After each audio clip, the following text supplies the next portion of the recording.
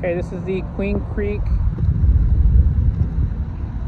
plot or pad. I'm gonna get some bearings here. So that intersection there, this is Ellsworth Street. That's Fullerton Street over there. There's this thing here. But our plot is essentially here. I think I'm standing where the driveway or the drive-through is supposed to be. There's a lot of space here. I don't know. I think like this almost feels like two plots. Maybe the other half is supposed to be parking. But those are shops.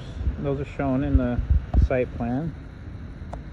I'm gonna walk over and look at this easement situation.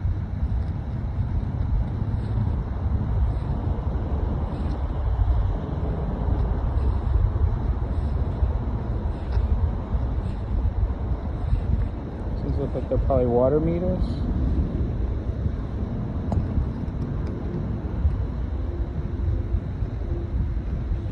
There's 1, 2, 3, 4, 5, 6, 7.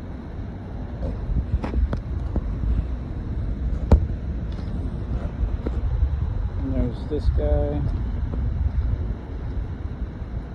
here.